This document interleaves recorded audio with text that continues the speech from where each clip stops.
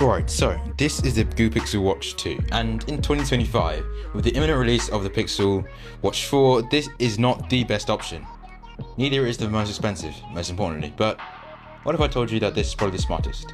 After 4 years hours of usage, I'm going to be giving my unboxing to you guys and a short review of what I think and why I think this could be a really good option to undercut saving £200 and £300 like we did to buy the Pixel Watch 2 instead of the Pixel Watch 3, and why the Pixel Watch 4 is not going to be upgraded too much anyway. Let's get into it. Should you buy it? Well, in life we ask questions, and this is a really important question if you want to buy a smartwatch in 2025, because the Pixel Watch 2 is no doubt the best watch in 2025. It is capable, and I haven't had any proper issues whilst using this watch so far, and we're working on a battery usage which I'm sure over time will resolve itself, but for the most part, you know, I've been relatively impressed. This is my first ever Pixel Watch ever, and I'm loving how it is. So let's get straight into the unboxing. Right, so unboxing the Pixel Watch 2. Of course, relatively simple, but of course, you get the box itself, you open the box up, you can hear the wrapper as it's coming off, good microphone under my camera, and you really do get a nice feel for what the box is like. And of course, I was so excited to do this unboxing that I opened it quite abruptly. And yeah, I've got the watch itself. I've got the watch itself in its case, it looks great, and obviously on the wrist itself it looks great as well. And I have no issues with the unboxing of the setup. It's simple, it's quick, and you get to the bottom of winning quickly. Get the instruction manual as well as the straps on the other side, and yeah, it's a relatively simple unboxing experience.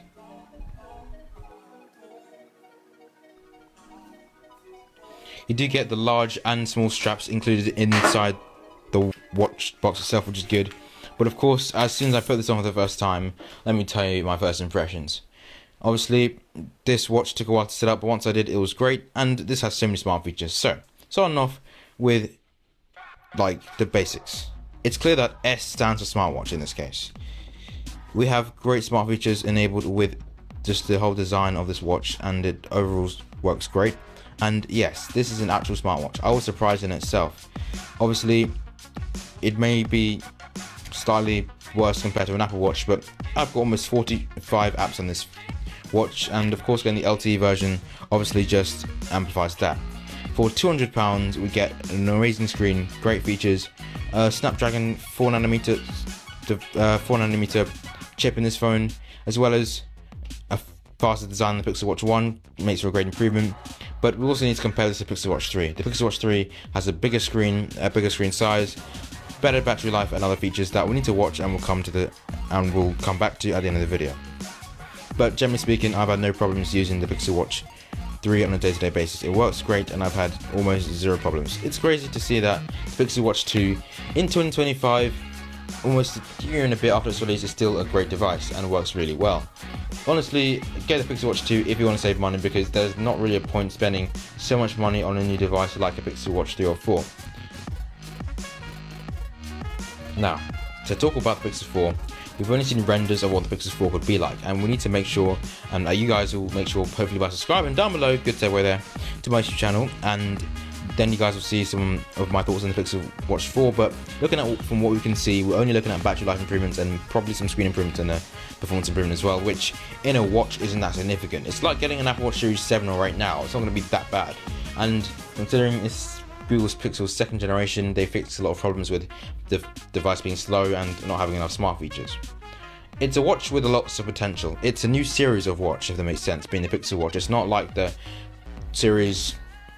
Galaxy Watch series where they've got 8 generations. This is only the third. There's only 4 generations almost of the Pixel Watch, and there's no problems with using the watch on a day-to-day basis. It's great to hear that this watch has a premium design and build, because build quality when having a watch is important. At first, I won't lie to you guys, sorry. I wasn't sure about this gold color, but it ended up working really well. I really do like it. It works with my style of clothing, which is funny, and also is a contrast to my other devices, including my AirPods and my phone itself.